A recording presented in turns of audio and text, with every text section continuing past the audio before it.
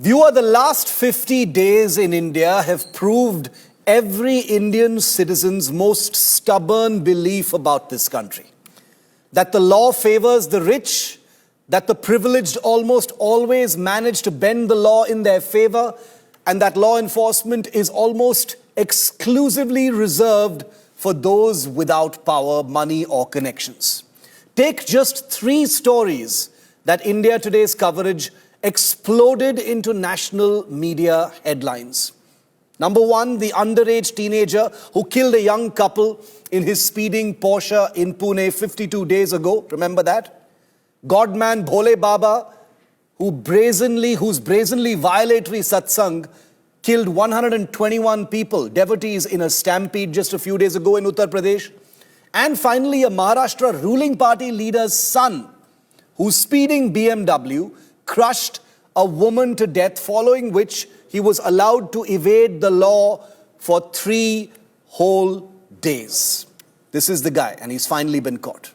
These 3 stories, the ones that I've just read out for you, confirm that core cynicism that unites us all as Indians. The silent resignation to the fact that the justice system in this country is overwhelmingly tilted towards those who cannot fight. That the political system serves only the rich and works against the poor. And that law enforcement simply refuses to do its job properly when the target is someone influential.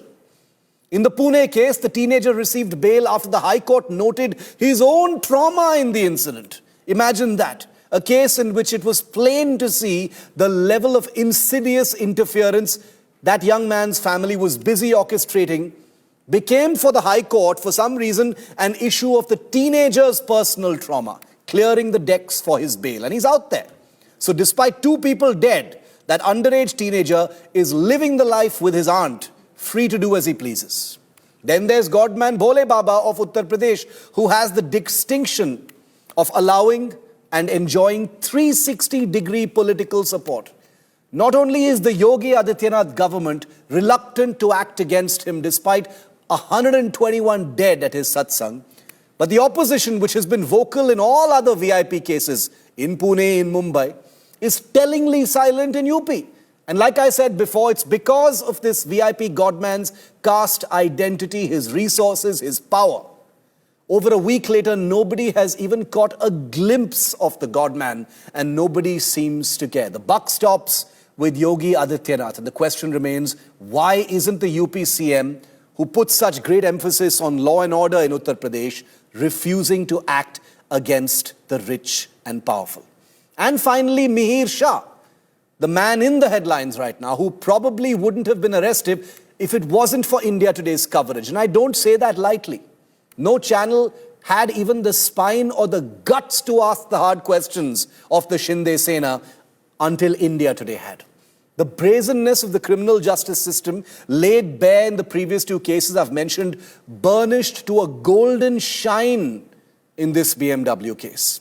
A ruling party leader puppeteered the escape of his son after killing a woman, and the Mumbai police permitted him to stay conveniently off radar, allowing his blood to strip itself of any possible alcohol and therefore quietly destroy the case from the inside out. It's beautiful. It's like poetry.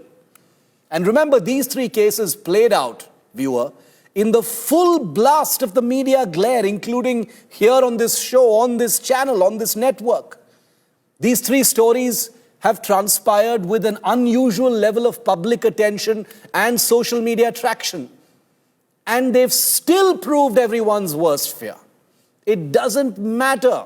The media glare doesn't matter. The social media anger doesn't matter. The narrative doesn't matter. The system will always favor the rich and the powerful. That is the message in these 3 stories that have played out over just 52 days.